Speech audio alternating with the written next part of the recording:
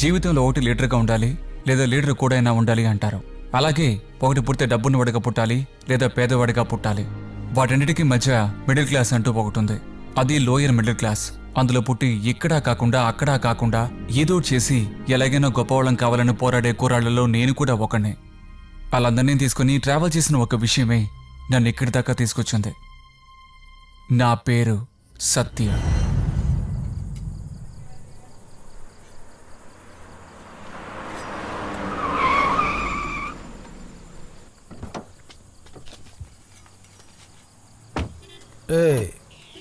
దిగరా రేయ్, తినేసి బయలుదేరదామా?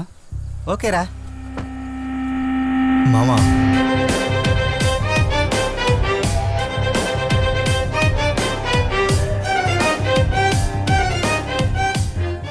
రే, బాగా మత్తులో ఉన్నట్టున్నారు.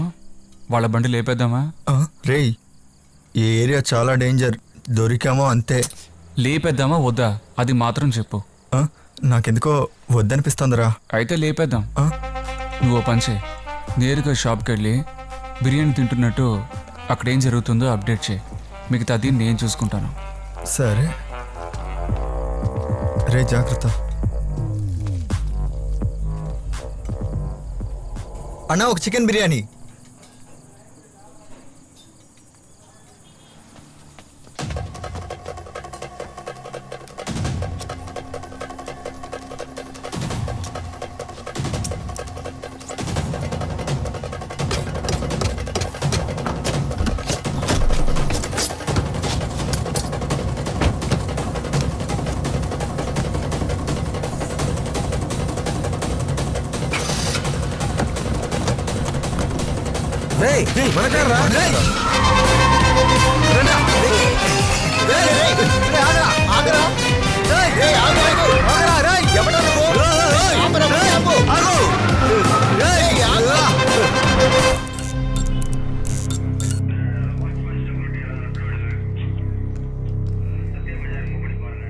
సార్, ఇంకా ఎంత టైం పడుతుంది సార్? బండి అవుతుందో తెలుసా? ఈ ఏరియా కౌన్సిలర్ది. కంప్లైంట్ ఇస్తే ఎఫ్ఐఆర్ కూడా వేయంటున్నారు. తర్వాత తర్వాత మీరు కంప్లైంట్ చేసే ముందు బండి ఆంధ్ర క్రాస్ అవుతుంది. మీరు కూడా కూర్చొని నిదానంగా పెరుగువడ తింటున్నారు. సార్, ఆల్రెడీ నా కోపంగా ఉన్నారు. నేను పెరుగోడ తింటే మీ నాన్నకి ఎందుకురా కోపం? సార్, ఇలా మాట్లాడకండి సార్. ఫస్ట్ కంప్లైంట్ తీసుకోండి. చాలా వేడిగా ఉన్నారు. ఏంటి ఏంటి? రే, ఇది నీ బండి ఆర్సీ బుక్ రా. ఇది సార్, ఇది నా బండి బుక్ సార్. ఇది కౌన్సిలర్ కొడుకైతే బండి డ్యూ కట్టవా? డ్యూ కట్టకపోతే బండిని ఎత్తికెళ్ళక కడిగిస్తాడా? వాడు పక్కాగా ఇన్ఫార్మ్ చేసి తీసుకెళ్ళాడు. లేనిపోని ఫ్రాడ్ పనులన్నీ చేసి బండి కనిపించట్లేదు, అది కనిపించట్లేదని. పోడ్రా.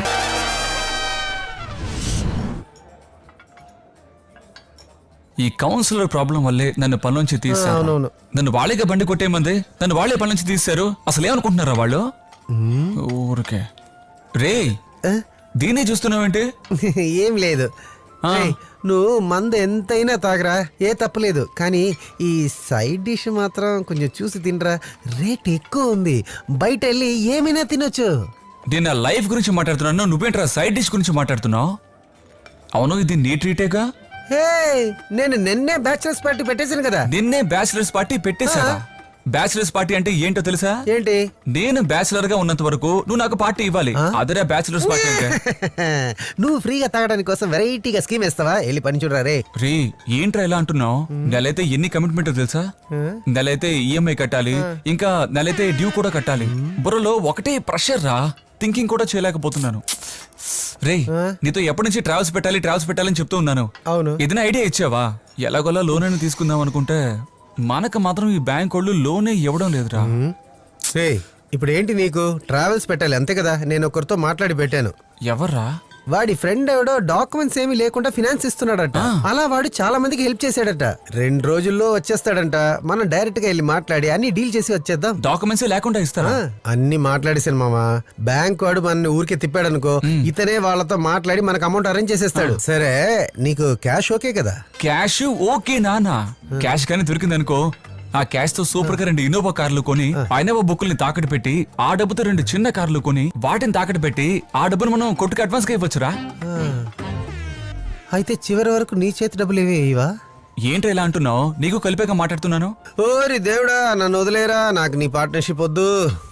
ఏంటంటే చెల్లి పెళ్లికి కొంచెం డబ్బులు ఎక్కువ ఖర్చు అయింది, నీకు మాత్రం డబ్బులు వచ్చిందనుకో, కొంచెం చూసి రొటేషన్లో పంపించరా మామ. రొటేషనా? ఈ మధ్య నువ్వు ఎక్కువగా ఊహించుకుంటున్నావు. ఏమైనా మంచి జరగాలి అంతే.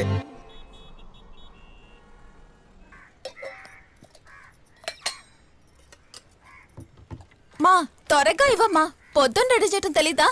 ఎంతసేపు వ్యాన్ వెయిట్ చేస్తుంది? ఉండవే, వస్తున్నాను. నువ్వు లేటుగా లెగిచి నన్ను అంటున్నావేంటి?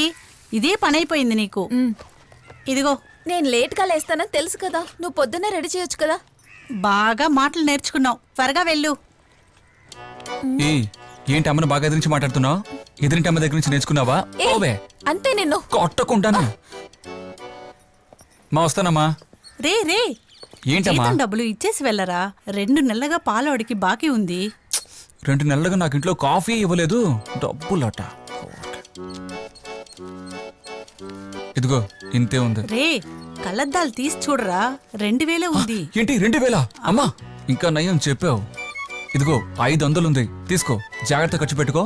ఈ మధ్య నీకు ఖర్చులు ఎక్కువ ఒరే, అయిపోయాయి. ఏంట్రా ఇది? రే ఎంతసేపు చేస్తావురా? రే ఎప్పటి నుంచి వెయిట్ అమ్మకి పని చేస్తున్నావు? పని తెలియక నన్ను డబ్బులు అడుగుతోంది. సరే నువ్వు పోనిపో. ఆ, ఎండ బాగుందిరా. ఎండ ఎక్కువగా ఉంది కదా, కళ్ళు మూసుకో. వదులురా. రే ఫ్యామిలీ డీటెయిల్స్ అడిగాడు, అన్ని ఇచ్చేసాను. ఇప్పుడు మనం చేయాల్సిన పని ఏంటి తెలుసా? అక్కడ వెళ్ళి కూర్చొని అతను ఎక్కడ చెప్తున్నాడో అక్కడ సంతకం పెట్టి రావాలి, అంతే మామ. రే సైన్ చేయడం అంతా ఓకే, లోన్ అమౌంట్ కరెక్ట్ గా అరేంజ్ చేస్తారంటావా? ఏంట్రా ఇలా మాట్లాడుతున్నావు? మనం అతనికి ఇచ్చే కాన్ఫిడెన్స్ లోనే అన్ని ఉన్నాయి. అతని దగ్గర లోన్ తీసుకున్న వాళ్ళు చాలా మంది లైఫ్ లో సెటిల్ అయిపోయారు, మనం కూడా అలాగే సెటిల్ అయిపోవాలి. మనం మళ్ళీ ఆయనకి లోన్ ఇచ్చేంతగా సెటిల్ అయిపోవాలరా. ఏ ఏంటిది? రేపని రా, ఒక అమ్మాయి గిఫ్ట్ ఇచ్చింది. ఏ చితి, ఏ నిన్ను ఇలాంటి గెటప్ లో వెళ్తే వాడు మనకి లోన్ ఇవ్వడు, మన దగ్గర నుంచి లోన్ తీసుకుంటాడు. నువ్వు నీ కూలింగ్ గ్లాస్, అప్పు తీసుకోవడానికి కూలింగ్ గ్లాస్ ఒకటి. ఏం కలర్ రా? బ్లూ కలర్ రా, బాగుంది కదా. వద్దులే నువ్వు పోనీ.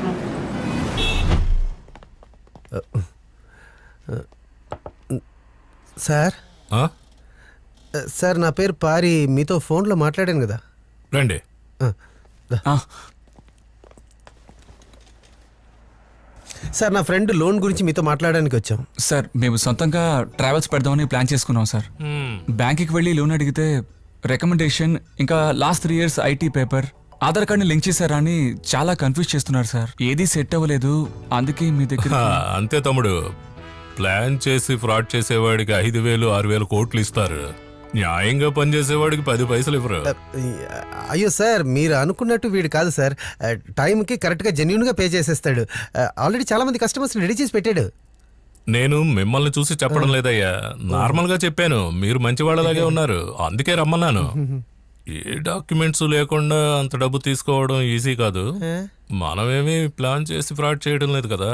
అయినా కొంచెం టెక్నికల్లీ ప్లాన్స్ ఉన్నాయి. లోన్ తీసుకున్న తర్వాత కమిషన్ కరెక్ట్ గా సార్ అవన్నీ ఇచ్చేస్తారా? కరెక్ట్గా ఇచ్చేస్తాం సార్. చేతికి డబ్బులు వచ్చిన తర్వాత కమిషన్ లో బేరాలు అవి ఆడకూడదు, అర్థమైందా? లేదు లేదు, అవన్నీ కరెక్ట్గా ఇచ్చేస్తాం అవును సార్. సార్. స్ట్రైట్ గా పాయింట్ కి వస్తాను. ఇప్పుడు సిటీలో ఉన్న వాళ్ళకి ఎక్కడెక్కడ ప్రాపర్టీస్ ఉన్నాయో వాళ్ళకే తెలీదు. చాలా మంది ఇక్కడ ప్రాపర్టీ తీసుకొని ఫారెన్ లో సెటిల్ అయిపోయారు. అలాంటి ఒక ల్యాండ్ ని నీ పేరు మీద షూరిటీ చేసి లోన్ తీసుకోవాలి. అర్థమైందా? లేదురా సార్ అర్థం కాలేదు. ఏమీ లేదబ్బాయి, శ్రీధర్ కాలనీలో నీ పేరు మీద 2 గ్రౌండ్లు ఉన్నాయనుకో, ఆ డాక్యుమెంట్స్ తీసుకొని బ్యాంకులో పెడితే లోన్ ఇస్తారు, అంతే. మీరు లోన్ తీసుకొని నాకు కమిషన్ సార్ ఇవ్వండి. కానీ మా పేరు మీద ఏ ల్యాండ్ లేదు సార్. ఉంది. సార్ అది తప్పైపోద్ది సార్, వేరేమైనా ఆప్షన్ ఉంటే చెప్పండి సార్. ఏంటయ్యా బ్యాంకులో అబద్ధం చెప్పి లోన్ తీసుకోవడానికి ఎంత భయపడుతున్నారు? వాళ్ళు మనల్ని ఎలా చీట్ చేస్తున్నారో తెలుసా? బ్యాంకులో జనం ఎక్కువ ఉన్నారని ఏటీఎం మిషన్ స్టార్ట్ చేశారు. ఇప్పుడు మన డబ్బులు మనం తీసుకోవడానికి ఆ ఛార్జీ ఈ ఛార్జీ అని చెప్పి మన దగ్గర డబ్బులు తీసుకుంటున్నారు. లోన్ తీసుకుని కట్టకుండా ఫ్రాడ్ చేసే వాళ్ళ గురించేగా మీకు తెలుసు. లోన్ ఇవ్వడానికి ఫ్రాడ్ చేసే వాళ్ళ గురించి మీకు తెలుసా? అటువంటి టీమే మనకి హెల్ప్ చేస్తుంది. లోన్ తీసుకున్న తర్వాత మీ దారిన మీరు వెళ్ళిపోతారు, ఇక కమిషన్ తీసుకొని నా దారిన నేను పోతాను. ఈ టెక్నాలజీని యూజ్ చేసుకొని ఇంతవరకు 500 మందికి లోన్ ఇప్పించాను. వాళ్ళందరూ ఇప్పుడు బిజినెస్లు చేసుకుంటూ పెద్ద స్థాయిలో సార్, సార్, ఉన్నారు. అందులో 501గా మీరు మాకు లోన్ ఇప్పిస్తే లైఫ్ లో మేము సెటిల్ అవుతాం sir. Please sir, please sir. అలాగంటావా? Thanks sir. బాబా ఈ రోజు నుంచి మనం మామూలు వాళ్ళు కాదు, పెద్ద బిజినెస్ మ్యాగ్నెట్స్ అయిపోయాము. ఇంకా 1 year లో జిల్ ట్రావెల్స్ వరల్డ్ ఫేమస్ అయిపోవాలి.